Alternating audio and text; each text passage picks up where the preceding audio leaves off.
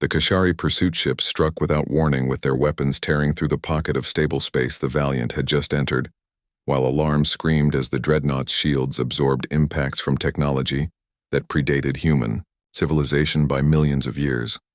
"I thought we were allies now," Kevin Stone shouted over the chaos while returning fire even as he spoke.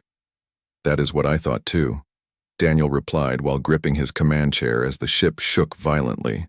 "So communications. Hail them and find out what is happening." "No response, Captain." "Because they are jamming all frequencies." On the view screen 3, Kashari warships closed in with their hulls, marked with symbols different from those the Keepers used, and these ships were older and more aggressive in their design, built for conquest rather than defense. Not Keepers, Commander Helen Blake realized while studying the tactical display. "So, Captain, I think we just stumbled into a Kashari civil war."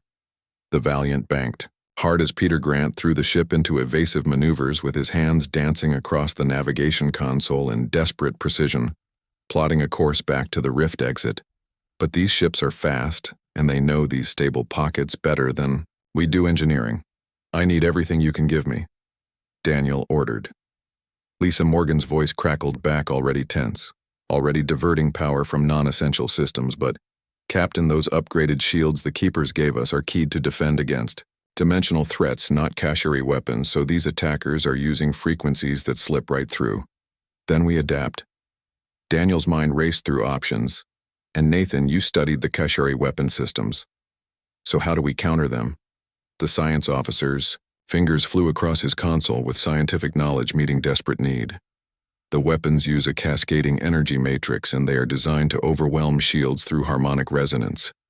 But if we can introduce a chaotic element to disrupt the harmony," and he paused before continuing with growing excitement in his voice. "So Lisa, can you modulate our shield frequency randomly and make it so erratic that their weapons cannot find a resonance point? That is insane, because the shields could collapse completely, or they could save our lives, so your call." "Captain," Daniel did not hesitate because hesitation meant death. "Do it. And Lisa, make our shields as unpredictable as human behavior." The engineer's laugh was slightly hysterical, but determined on it. The Valiant's shields began fluctuating wildly with their frequency changing hundreds of times per second, while the attacking Kashari ship's weapons struck but failed to penetrate because their carefully calibrated harmonics found no purchase on the chaos of the human shields. "It is working," Kevin reported with evident surprise, "since they are having to increase power output just to maintain any effectiveness, which means they are burning through their energy reserves faster than we are," Helen noted with satisfaction. "So how many shots can they take before they need to recharge?" "Unknown. But let us find out." So Kevin returned fire and target their weapon systems. The Valiant's weapons lanced out in a combination of human technology and Kashari upgrades while the enemy shields held.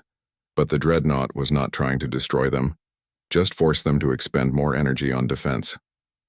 "Sir, I am getting a transmission," the communications officer announced, "and it is not from the attacking ships but coming from deeper in the stable pocket. Put it through, Keeper." One's voice filled the bridge with urgency, clear even through the alien tones. "Captain Cross, you have encountered the remnants who are Kashari, that refuse to accept our transformation into Keepers, and they still cling to the old ways, dreaming of restored empire. So I am dispatching ships to assist, but you must survive until we arrive." "How long?" Daniel asked while watching another salvo converge on their position. 10 minutes. "We might not have 10 minutes, Daniel replied honestly. "Since these remnants know we are the ones who opened dialogue with the Council, so they see us as a threat." "Precisely," Keeper 1 agreed. "And if they destroy you, they believe the Council will abandon contact with us, leaving the barriers to fail naturally. So in the chaos that follows, they think they can reclaim their empire. They are insane," Helen stated flatly. "Yes," the Keeper agreed simply, "and 3 million years of isolation produced 2 philosophies. Among our people, with ours embracing change and redemption while theirs drowns in nostalgia for power. So you must survive, Captain, because you are the bridge between our peoples." The transmission cut out as another impact rocked the Valiant with force that made the artificial gravity flicker. "Multiple contacts," Helen reported with tension in every word. "Since 6 more remnant ships are converging on our position, Peter." How long until we reach the rift passage? 4 minutes at current speed, but, Captain, there is a problem. And the navigator's voice was tight with stress because the remnants are positioning themselves between us and the exit. So they are setting up a blockade.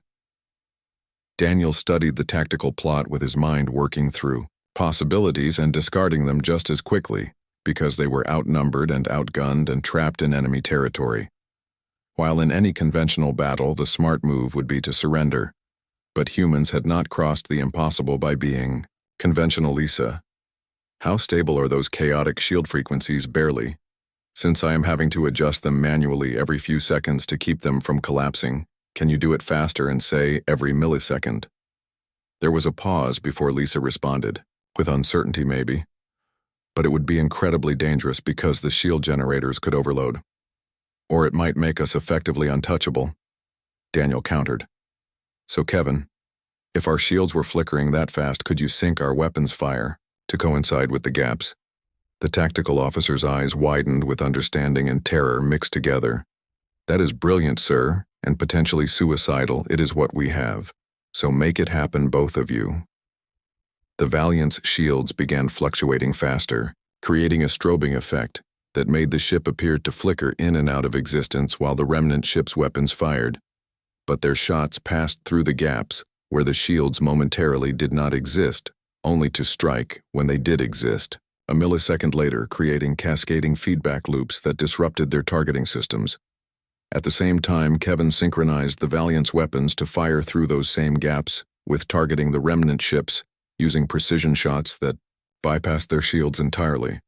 2 remnant ships took critical damage with their shield generators overloading from the feedback, and they broke off streaming atmosphere and electrical discharge into space. Keep it up, Daniel encouraged while his confidence grew, and Peter, take us through that gap. The navigator sent the ship into a spiral threading between 2 remnant vessels that were too slow to adjust their positions, but ahead the blockade tightened with 6 ships forming a wall between the Valiant and Freedom Captain Keeper. One's reinforcements just entered sensor range, Helen reported. But they are still 7 minutes out. We need an option that does not involve waiting 7 minutes, Daniel muttered before looking at the rift itself on the view screen and having an idea that was terrible and dangerous and possibly brilliant. Peter, can you fly us into the rift itself and not the stable passage but the actual chaotic region? Every head on the bridge turned to stare at him with expressions ranging from shock to disbelief. Sir, that is suicide, Peter said flatly. Since we barely survived crossing it the first time, and that was through the mapped routes. But we did survive. Daniel pressed forward with his logic, and you know the rift better now because you can feel it, so you said so yourself, so can you guide us through just enough of it to bypass the blockade and reach the exit? Peter stared at the navigation display with his face pale but his jaw set in determination. Maybe, and it would be the most dangerous piloting of my life because the rift in that region is active and violent. So one wrong move and we are torn apart. But if we go through the blockade, we are definitely torn apart. Helen observed with military practicality, and at least this way we have a chance. That is the human way. Daniel agreed with a slight smile, and when faced with certain death, choose uncertain death instead. So Peter, what do you say? The navigator's hands moved across the console plotting a course that made the ship's computer immediately flag warnings in red OK. And if we are doing this, we are doing it my way. So everyone hold on to something. All hands brace for impact. Daniel announced shipwide, and we are entering the rift through an unconventional route, so this is going to get rough. The Valiant turned away from the blockade and accelerated directly toward the churning chaos of the rift's uncontrolled regions, while the remnant ships, confused by this apparent suicide run, hesitated just long enough for the Dreadnought to reach the rift's edge. Then reality stopped making sense as the ship plunged into a maelstrom of gravitational shears and spatial distortions, with every surface rattling and lights flickering while the artificial gravity failed for 3 seconds, sending unsecured objects floating, before slamming everyone back down when it restored. Peter flew like a man possessed, with his eyes unfocused as he guided the ship through impossible spaces using only intuition and desperate hope while he banked around a gravitational well that appeared from nowhere, and accelerated through a region where time ran backward before somehow threading the Valiant through a gap between 2 spatial tiers that should have shredded them shields. At 40%, Lisa reported with strain clear in her voice, since the chaotic frequencies are protecting us but the rift is still getting. The council chamber erupted into chaos the moment Daniel finished his report, because delegates from 100 species shouted over one another, with their translators creating a cacophony that made coherent thought nearly impossible, while the council speaker pulsed with agitated light, trying and failing to restore order. Impossible, the Tharnox delegates' crystals rang with dismissive tones, since the Kashari Dominion is ancient history and a cautionary tale we tell young species about. The dangers of unchecked expansion so they cannot still exist. They do, Daniel stated firmly while standing at the center of the amphitheater with his command crew arrayed behind him. And they are not the threat you should be worrying about. He gestured, and the holographic display activated, showing the recordings they had taken of the dimensional incursion, while the gathered delegates fell silent as they watched something from beyond normal space. Unmake matter with a touch. This is what is coming, Daniel continued. And the Kashari Keepers estimate we have less than a century before the barriers fail completely. So when that happens, entities like this, but millions of times more powerful, will flood into our galaxy. And they will not negotiate, and they will not stop, but they will simply consume everything in their path. The Kelthian ambassador, with her serpentine form coiled in agitation, spoke up with obvious skepticism. Even if we believe your report, Captain Cross, you are asking us to trust information provided by the Kashari themselves.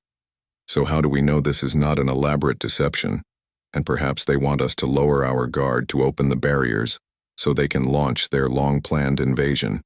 Because they could have killed us, Commander Helen Blake interjected, since we were at their mercy and they had overwhelming force and every advantage.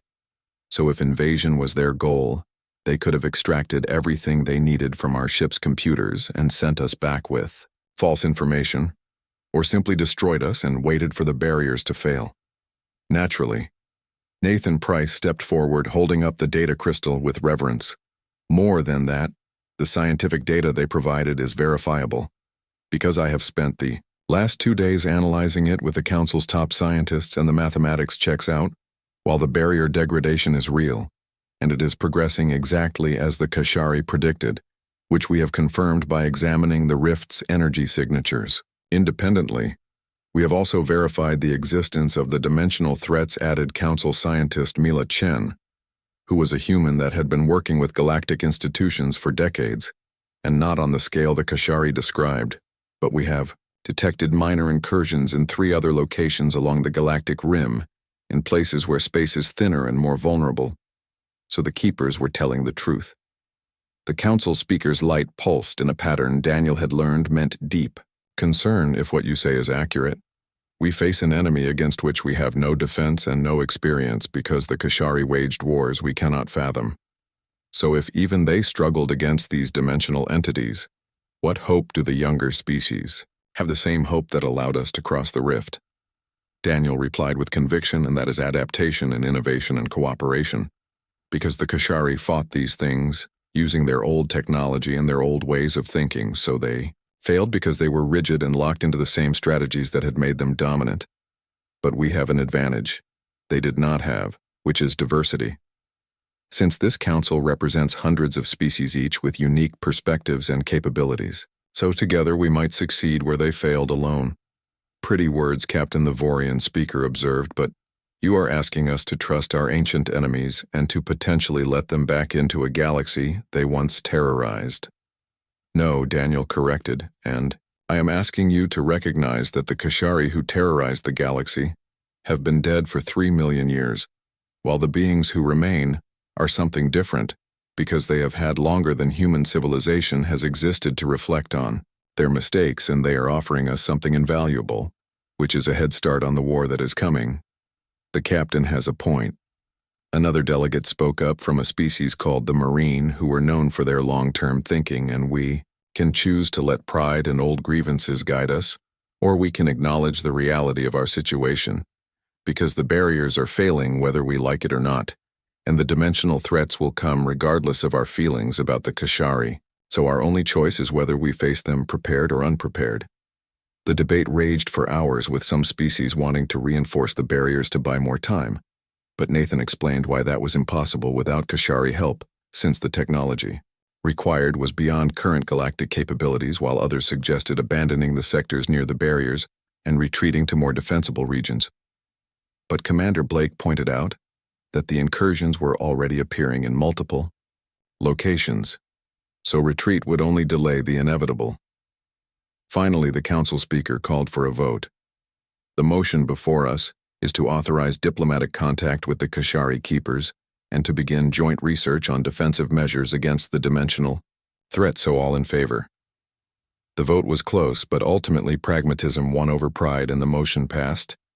Very well, the speaker announced, and Captain Cross Commander Blake, you will lead a diplomatic delegation back through the rift, and you will negotiate formal terms of cooperation with the Kashari Keepers, while in the meantime the Council will begin assembling research teams and defense planning groups.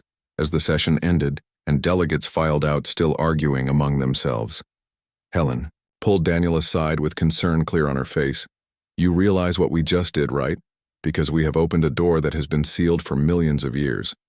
So if this goes wrong and if the Kashari betray us, history will remember us as the fools who doomed the galaxy. And if we do nothing and the dimensional threats break through, history will not remember us at all. Daniel countered, since we will just be more casualties in a war we were not prepared for. When did you become such an optimist? When I realized that humanity crossed an impossible barrier in a ship held together by determination and innovation. So if we can do that, we can do anything. The return journey through the rift was easier with the Kashari-provided navigation data, though.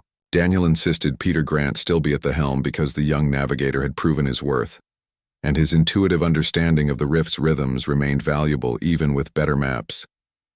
This time, they were not alone, since 3 council ships followed the Valiant carrying diplomatic vessels with delegates from a dozen species, because the council had decided that if humanity could survive the rift, their ships could too, especially with proper guidance. When they emerged into the pocket of stable space at the rift's heart, they found the Kashari waiting. But this time the welcome was different because the station was illuminated with its ancient symbols glowing with welcoming light, while dozens of Kashari ships arranged themselves in formations that, while still impressive, were clearly ceremonial rather than military. The negotiations took weeks, with the Kashari Keepers being cautious because they were aware that most of the galaxy still saw them as historical villains, while the council delegates were suspicious, looking for hidden agendas and secret weapons. So it fell to Daniel and his crew to mediate and to translate not just languages but intentions and concerns.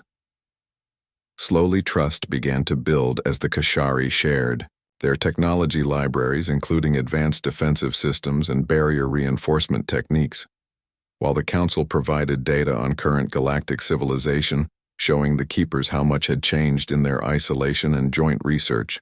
Teams began studying the dimensional threat, combining ancient knowledge with modern innovation.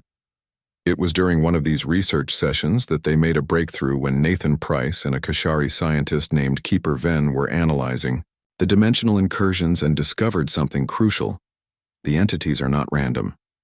Nathan explained to the assembled leadership, because they are being attracted to specific energy signatures and the Kashari's old war machines and their reality. Manipulating weapons left scars in space-time, so those scars are like beacons calling to the dimensional entities. So we cannot stop them from coming, Helen concluded, but we can control where they emerge. Exactly. Keeper Venn agreed with its mask symbols, pulsing with excitement, since if we create controlled weak points, we can channel the incursions into specific locations where we will be ready for them with prepared defensive positions and specialized weapons and response fleets. We turn the dimensional invasion into a siege, Daniel realized, and instead of attacks appearing anywhere, we force them to come through choke points we control. The strategy crystallized quickly after that, with the Council establishing a network of defensive stations at strategic points around the galaxy in locations where the dimensional membrane was already weak, and these stations would be heavily armed with both conventional and Kashari weapons, while being crewed by soldiers trained specifically to fight enemies that defied normal physics. And the Valiant, the ship that had proven the impossible wrong, would be the prototype for a new class of ships which were dreadnoughts designed not to wage war against other civilizations but to defend reality itself, We will need hundreds of ships, like the valiant Lisa Morgan stated while reviewing the specifications, because she had been working with Kashari. The battle was unlike anything Daniel had experienced in his years of service, because the pursuing ships moved with an alien grace, and their weapons fired in patterns that seemed to anticipate the Valiant's evasive maneuvers, while Kevin Stone worked the tactical console with desperate precision, returning fire whenever an opening presented itself. But the enemy shields absorbed the hits with contemptuous ease. They are hurting us, Helen realized while studying the tactical plot and look at the firing patterns, because they are not trying to destroy us but pushing us in a specific direction. Daniel saw it immediately, since the enemy ships were arranging themselves in a formation that left only one avenue of escape, which was a path that led deeper into the rift rather than toward the exit they had been approaching. Peter, can we break through their line?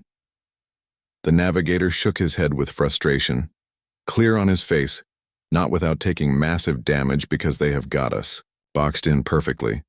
Then we go where they want us to go, but we go ready for anything.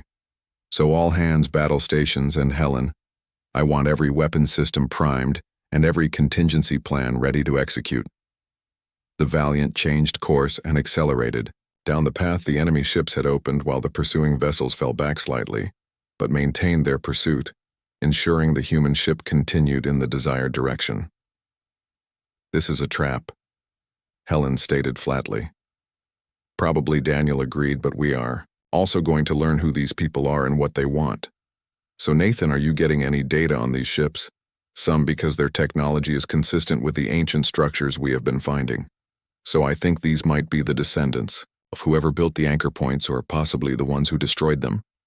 That is not encouraging, Lisa commented from engineering, since if they built the technology that created this rift, they are operating on a whole different level than we are. The journey deeper into the rift took on a surreal quality, as the unknown ships maintained their positions around the Valiant, creating an escort formation that was simultaneously protective and menacing, while the rift itself seemed to calm, as if their guides were manipulating the very fabric of space to ease their passage. After 20 minutes, they emerged into something impossible, which was a pocket of normal space hidden within the heart of the anomaly, and there, waiting for them, was a sight that made the entire bridge crew fall silent in awe. A structure hung in the void like a station, or perhaps a small moon that had been carved and shaped by ancient hands, and it was beautiful and terrible at the same time, covered in glowing symbols that pulsed with rhythmic light, while around it dozens more of the unknown ships patrolled in perfect formation. We are being hailed, the communications officer reported, and audio only, with the translation matrix struggling with the language structure. Put it through, Daniel ordered.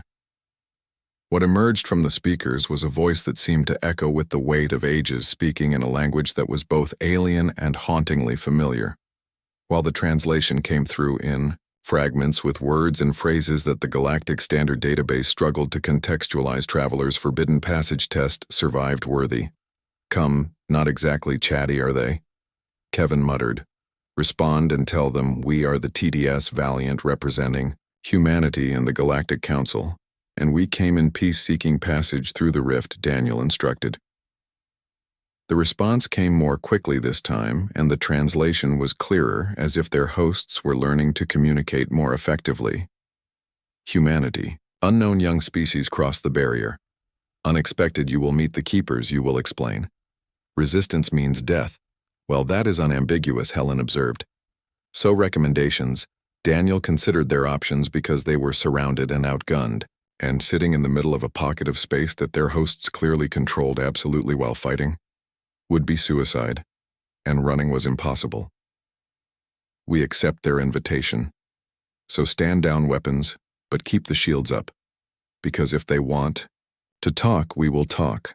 A docking vector appeared on the navigation display, showing a path to a bay in the ancient station, and Peter followed it carefully, guiding the Valiant into the massive structure, which was large enough to hold a dozen ships, their size with walls covered in more of those glowing symbols. As the ship settled onto the deck, Daniel assembled a landing party with Commander Helen Blake accompanying him, along with Nathan Price for scientific expertise and Kevin Stone for security. While Lisa protested being left behind, but someone needed to remain with the ship in case a quick departure became necessary. If we are not back in 2 hours, Take the Valiant and get out of here and use the anchor point route to get back to the Council and tell them what we found," Daniel instructed. The landing party exited the ship in full environmental suits, though sensors showed the atmosphere was breathable and the bay's gravity was slightly heavier than Earth standard, but within human tolerance. They had taken perhaps 10 steps when figures emerged from the shadows, and these beings were tall and slender, wrapped in robes that seemed to be made of living light, and they moved with fluid grace while their faces were hidden behind masks that showed no features. "Only more of those glowing symbols, humans," one of them said with its voice clear, despite the lack of visible mouth so follow. They were led through corridors that defied easy description because the walls seemed to shift and change, displaying scenes from countless worlds and battles fought across incomprehensible spans of time, while Nathan tried to record everything with his scanner.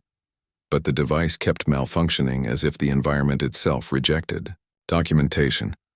Finally, they entered a vast chamber, and at its center stood 3 figures taller and more ornate than their guides, wearing crowns of crystalline material that pulsed with the same light as the symbols throughout the station. "Welcome, travelers from Terra," the central figure spoke, and this time the translation was perfect. "So we are the keepers, custodians of the seal, and guardians of the threshold, and you have done what none have done in 3 million cycles, because you have crossed the barrier, and we would know how and why." Daniel stepped forward and removed his helmet in a gesture of respect and vulnerability, while his team followed his lead, though Kevin's hand rested casually near his sidearm. Ready, despite the impossibility of their situation. "I am Captain Daniel Cross, and we crossed the barrier because we were told it was impossible, and because we believed there might be people on this side who needed help." The Keeper's mask tilted slightly in what might have been curiosity and compassion, interesting motivation since most species that attempted the crossing did so from greed, seeking the riches of the sealed sector, and they died screaming, but you succeeded where they failed. "So explain." Daniel glanced at Nathan, who stepped forward with scientific enthusiasm, barely contained. "Our shields are based on adaptive quantum field dynamics, so instead of resisting the rift's forces, we flow with them, and our navigation relied on human intuition as much as calculated trajectories." Intuition, the Keeper seemed to taste the word, and the younger species have forgotten intuition, relying solely on logic and computation. But you humans still possess it, and how primitive, yet how useful. "Who are you?" Helen asked directly. "And why are you hiding here?" The 3 keepers exchanged glances, or whatever passed for glances, behind their featureless masks, and then the central one gestured, causing the chamber's walls to come alive with images. "We are the last remnants of the Kashari Dominion, once rulers of 3,000 worlds and 10 million cycles ago. We waged war across the galaxy, believing ourselves the rightful masters of all thinking species, and we were powerful, arrogant, and cruel."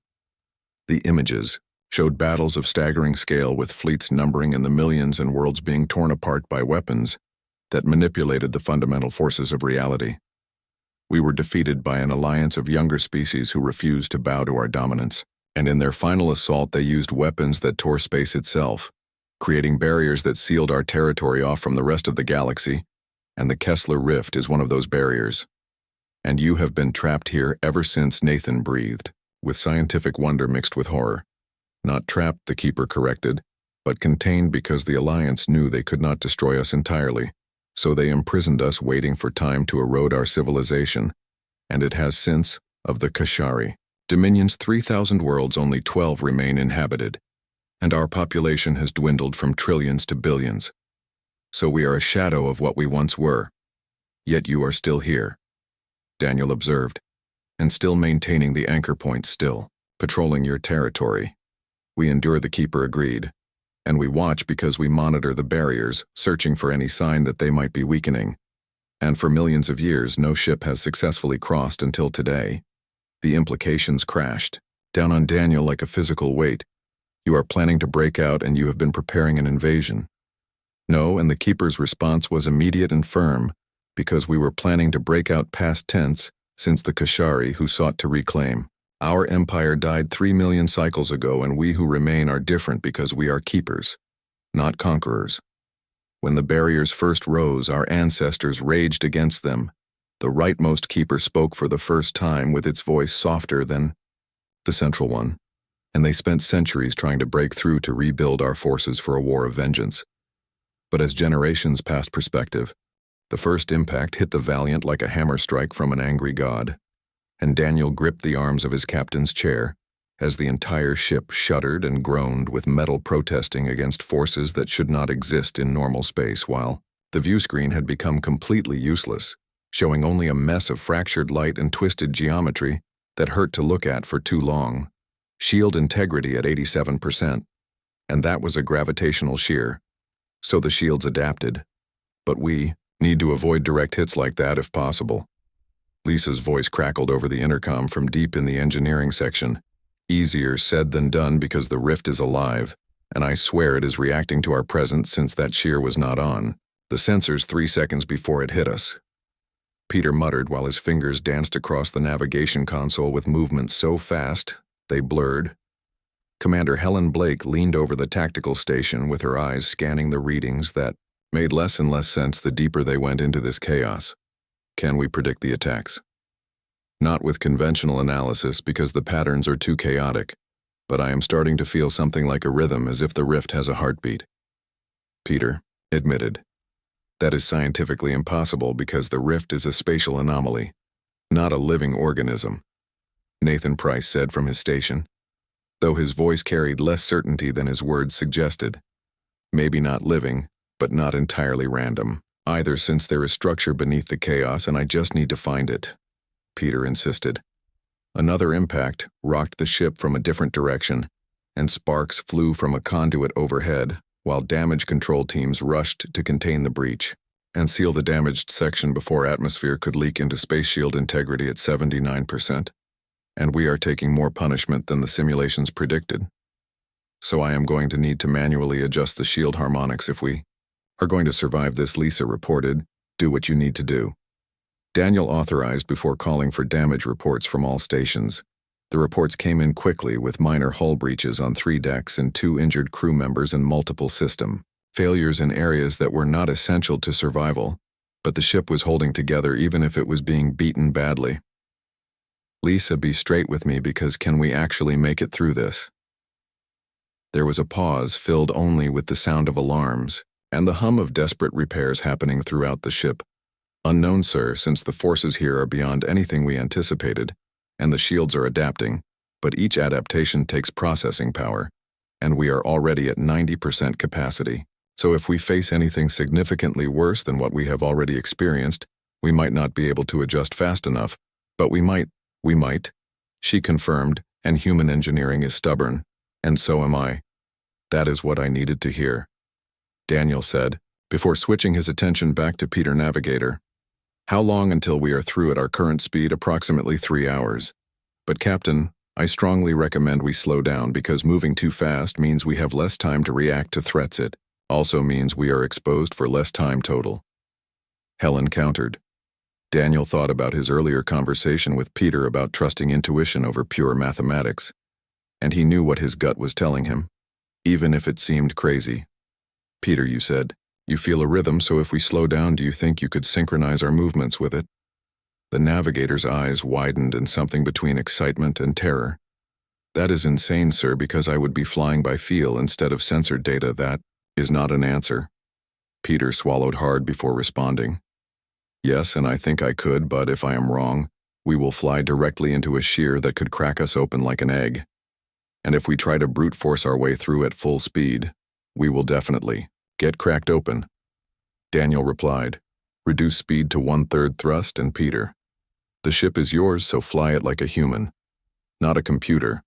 The Valiant's acceleration decreased, and almost immediately the character of the journey changed, because instead of fighting against the rift's forces, the ship seemed to flow with them like a sailboat catching wind instead of rowing against current.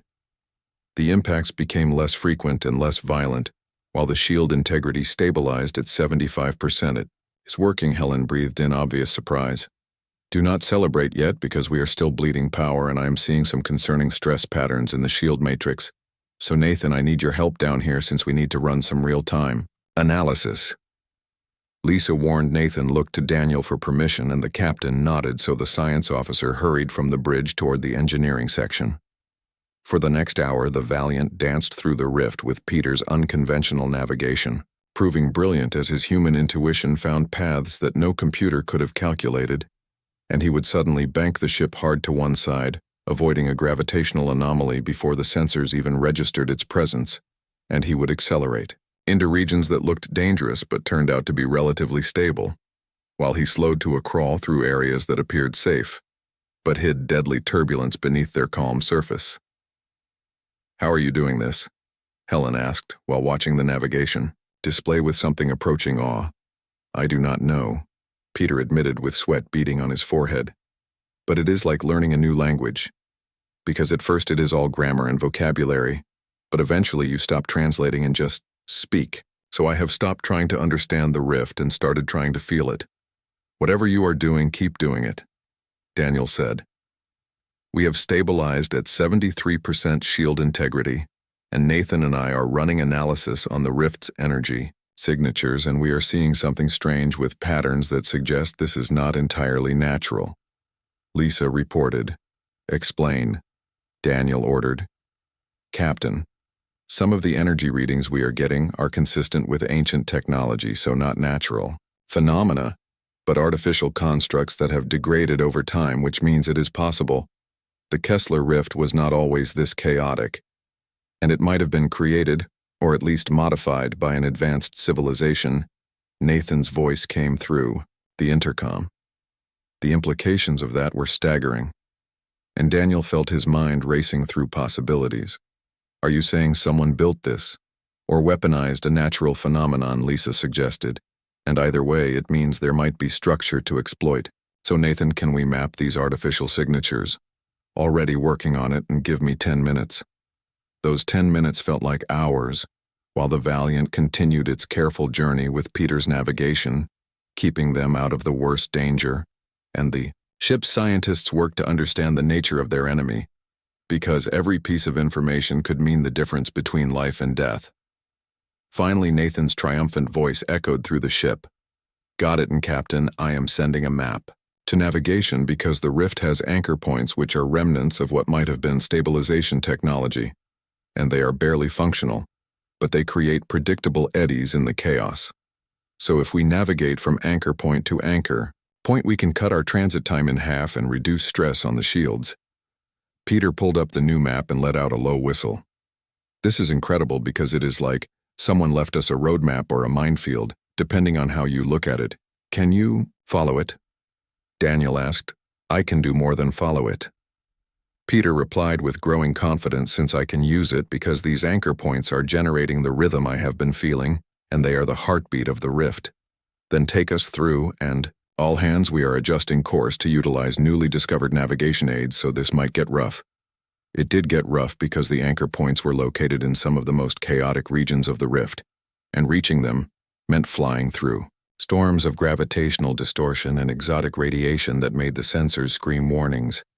But once they reached an anchor point, the ship would enter a zone of relative calm, like finding shelter in the eye of a hurricane at the first anchor point. Nathan led a team in environmental suits outside the ship to scan the ancient technology up close, and what they found was both fascinating and disturbing, with remains of machinery far more advanced than anything the current galactic civilizations possessed, but degraded by time and the very forces it had once controlled. "This technology is millions of years old," Nathan reported with his voice filled with scientific wonder, "and it is still partially functional. So whoever built this was working on a level we have not even theorized yet, because they did not just travel through space but shaped it. If they were so advanced, what happened to them?" Helen asked the question. Everyone was thinking unknown commander, but I am seeing evidence of weapon damage on some of these structures. So they did not just abandon this technology, but something destroyed it.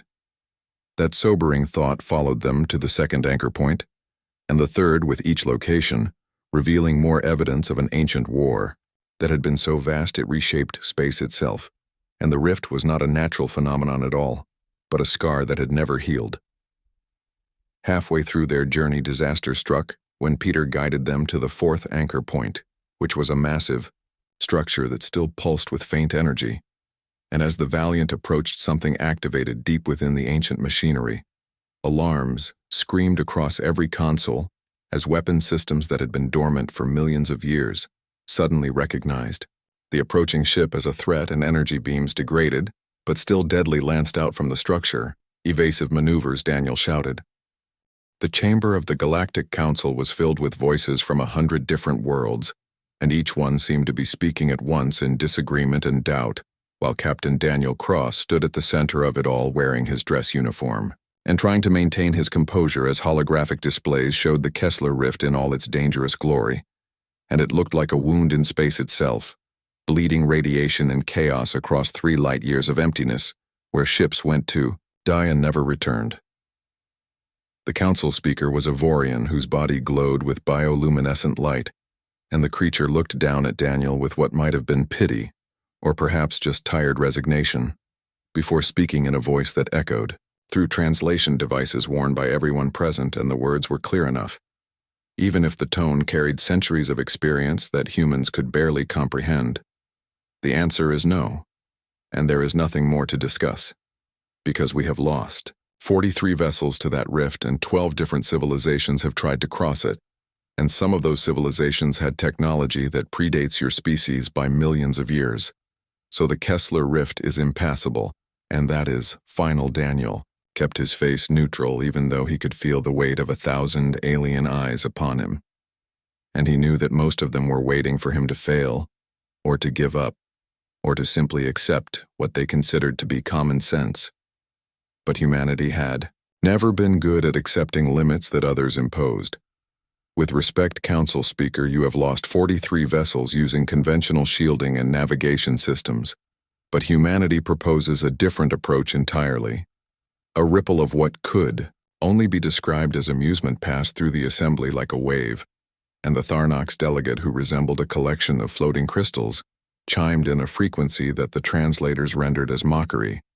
The newcomers think they can succeed where the architects failed, and how delightfully naive that is. We do not think, we simply know, because the Terran defense ship Valiant has been specifically designed for this mission, and our understanding of quantum field dynamics gives us capabilities that traditional technology cannot match. The council speaker's light dimmed slightly, and what Daniel had learned was a sign of either deep thought or mild annoyance, and probably both in this case. Captain Cross, humanity has been part of the Galactic's community for barely a century, and you still use chemical propulsion for atmospheric flight, and your longest space journey before joining us was to your own outer planets, and now you wish to traverse an anomaly that has defeated species who were sailing between stars when your ancestors were learning to make fire. Yes, Daniel said simply and without hesitation.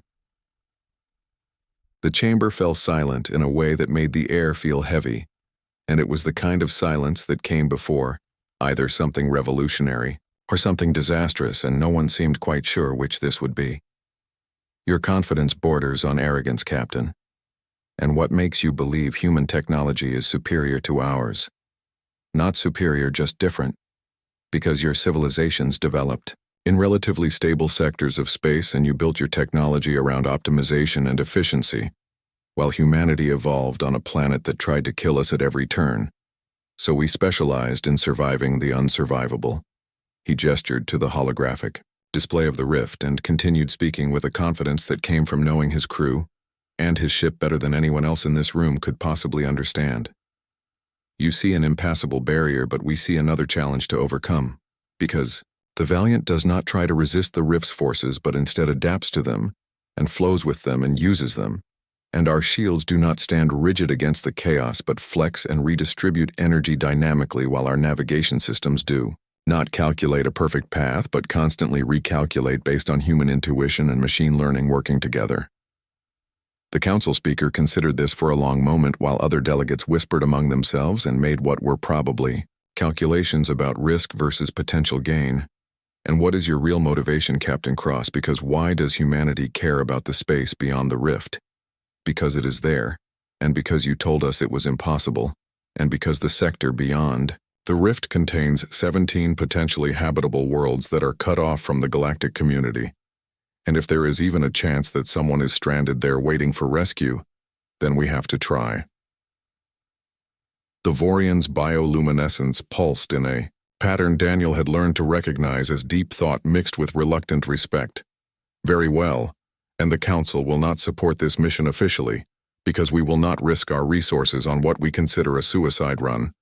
But we will not forbid it either, so if humanity wishes to throw away one of its precious few starships and the lives of its crew, then that is your choice. And should you somehow succeed, the Council will reevaluate our assessment of human capabilities. That is all we ask. Daniel said, though he could read the subtext clearly enough, because they expected him to fail, and they expected him to die, and they would probably write off the loss as another example of human recklessness. 3 days later, the TDS Valiant sat in dock at the Council's primary station, undergoing final preparations, and the ship was unlike anything else in the human fleet or the Galactic Navy for that matter, because where most vessels prioritized sleek lines and graceful curves, the Valiant was a brutal statement of purpose with hull armor that could shift and reconfigure and shield emitters positioned across the entire surface, rather than in the traditional configuration. Daniel walked through the ship's corridors making his final inspections, and the crew was small at just 50 volunteers, but every single one of them knew the odds and had signed up anyway because they were the best humanity had to offer, with scientists and engineers and soldiers and pilots who understood that someone had to try even if success seemed impossible. He found engineer Lisa Morgan in the shield generator room, where her red hair was pulled back in a practical style as she ran diagnostics on equipment that represented the cutting edge of human innovation, and the generator itself was a marvel of engineering that could adjust shield frequencies billions of times per second. How are we looking? Lisa, she glanced up from her console with eyes that reflected both excitement and barely controlled fear. Theoretically perfect, but we will not know until we are in the thick of it, because the rift's forces are beyond anything we can simulate accurately, and I have built in as much adaptability as I can. But there will be an element of improvisation. Good thing we are human then, because we are excellent at making things up as we go. Lisa laughed, though there was tension in it, and she went back to her work while Daniel continued his rounds and found Navigator Peter Grant on the bridge, hunched over the navigation console and studying displays that showed thousands of theoretical paths through the rift. Captain, I have been running probability matrices for potential rift crossings, and the good news is that I have found approximately 3,000 theoretically viable paths through the anomaly. And the bad news, none of them have a survival probability above 15%, and that is based on our theoretical shield capabilities. So if we are even slightly wrong about how the shields will perform, then those numbers drop significantly. Daniel studied the navigation display and watched the simulated paths thread through the chaos like fingers reaching into fire. What does your gut tell you, Peter? The navigator blinked in, surprise at the question. My gut tells me this one, and he pointed to a path that wove through the rift in what appeared to be a completely irrational pattern. And on paper, it is one of the worst options because it takes us through 3 of the highest stress regions, but something about it feels right, like it is following a rhythm I can almost hear. Then that is the path we will take. So trust your instincts, Peter, because they have kept our species alive for millions of years. 6 hours later, the Valiant disengaged from the station and began its journey toward the rift, while galactic news networks picked up the story, and observers from dozens of species watched to see how long the human vessel would survive, and most were watching out of morbid curiosity, while only a few watched with something that might have been hope. All stations report ready. Commander Helen Blake announced from tactical shields at maximum adaptive capacity. Lisa reported from engineering navigation path locked, and Peter added with hands that were steady, despite the obvious tension.